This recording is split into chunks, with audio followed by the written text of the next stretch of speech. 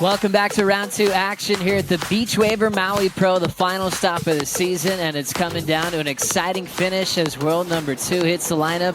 Lakey Peterson taking on wild card from the island of Kauai, Alana Blanchard. Winner moves on to round 3. Lakey Peterson, as we know, in a must-win situation to continue on to the world title race. Leading up to this position that she's in now with an outside shot at a world title. As we know, she's chasing Gilmore, so anytime Peterson gets knocked out in the event, the title will go to Steph. 31 minutes, 40 seconds on the clock. Alana Blanchard taking off. Well overhead section, clean windup.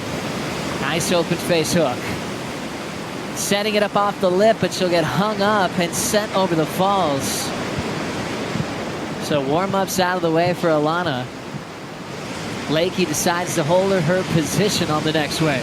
It's like Lakey's breaking away. She's ready to get things started in a must-win situation to stay involved with the title race with Gilmore. Stretching out this one for a beautiful top turn. Lakey now getting down the line. Little down carve, she'll hold that rail nice and safe and just get out of there.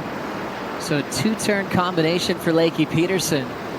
Still yet to see her unload today here at Honolulu Bay.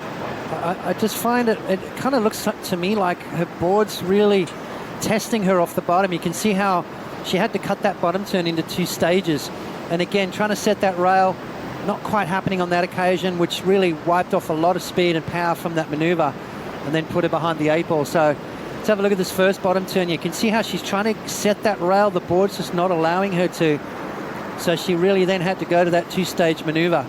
2-stage bottom turn into that top turn again. You can see her not really being able to drive off that bottom. You need to get that nice deep low bottom turn, set those fins. At the moment, it just seems to me the board is not allowing her to really drive off the bottom, and that's what's going to create those big wrapping maneuvers that we're so used to seeing from Lakey. Look at this thing. Alana Blanchard now locking into an absolute bomb at Honolulu Bay. Big takeoff. Mid-face stall to set up the big vision on this inside pit. She's just gunning down the line, finally burning off a little bit of speed. Trying to slam on the brakes again for the end section.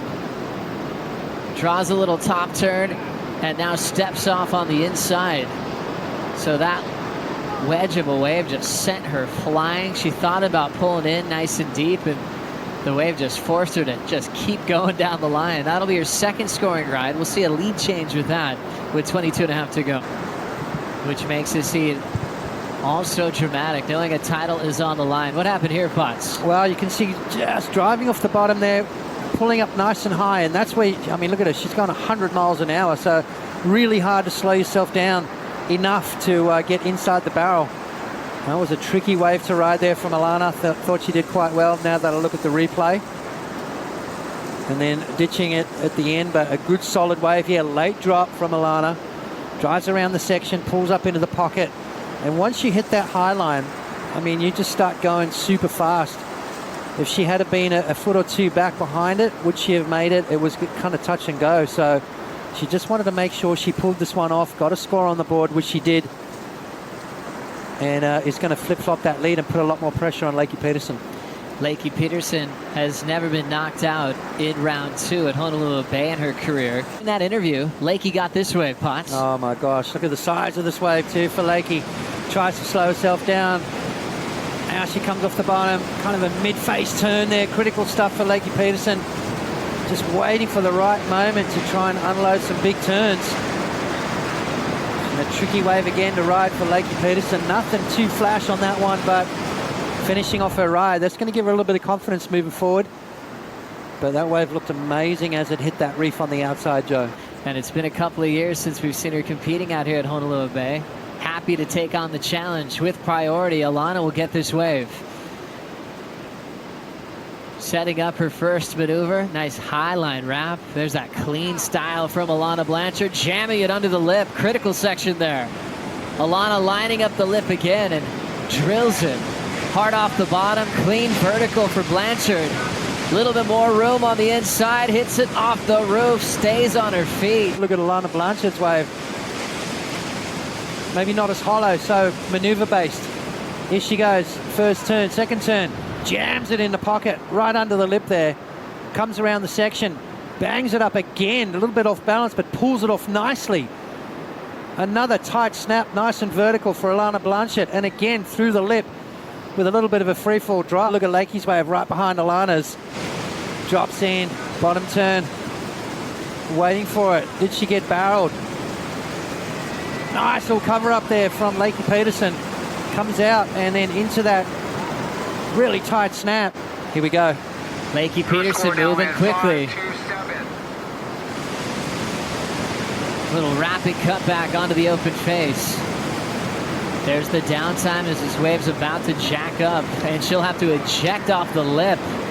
Incomplete finishing move. Her wave previous just locked in at a 5.27. So Peterson needing a 6.34 to avoid elimination. 8:30 remaining. Has priority. She's a wild card with nothing to lose but a lot to gain. The surfer from Kauai. Big takeoff. Here comes the windup. Drills the first section. Timing her speed well. Pulls into the hollow part of the wave.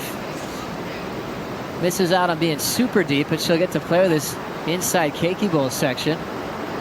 And just fitting in a little top turn in a tough spot. She'll stay on her feet. Blanchard looking to better that 4-ranger with now 6:30 remaining. Things down, take a deep breath, and really focus on this next wave. She's got to go deeper, bigger, and stronger than she has this entire event so far. Alana, late takeoff. Jams it in the pocket with a little bit of a free fall drop there. Critical stuff. I like the way she took her time. A beautiful pocket ride there for Blanchard. And finishing strong as she's done this entire heat. So Alana Blanchard really pushing Lakey Peterson right to the limits here, Joe. It's really relaxed in her approach. Here we go. This is it. Lakey Peterson. Maybe her last opportunity in 2018 to fight for this title. Clean rapid cutback. The Californian winding up. Drawn out. Down carb to set up the hollow part of the wave. She'll just be out in front to wrap it back into the pocket. Front side wrap again and trying to hang on to the finish. That whitewater is going to take her down. One of her better looks at a wave throughout the matchup. Minute 50 to go. Is it a 7.83? I'm not sure about that. Let's check it out one more time. Yeah, beautiful fading takeoff, which I love. Deep bottom turn, kind of a mid-face carve, just repositioning herself on the face here. Off the bottom again, that's better. And I love the way she held the rail all the way through that turn. Now she jams it in the pocket. And another nice finishing maneuver. Did she pull that off? Is that complete? Maybe not. World number 2 with 2 wins this season, has never been knocked in round 2 in 2018. And Alana Blanchard putting that pressure on her with that high 7.6. With 20 seconds to go, I think the moment is realized for Stephanie Gilmore. Here on Monday, November 26th, here at the Beachwaver Maui Pro, Stephanie Gilmore is in a special place in surfing history. Getting big hugs from all of her closest friends and her coach, Jake the Snake Patterson. We'll make it official. Stephanie Gilmore is now a 7-time world champion, tied for the best of all time with Lane Beachley, a record that Lane has held by herself for about 12 years. And now they both share that top accolade of being the greatest surfers of all time. Wow, what a feeling, Joe.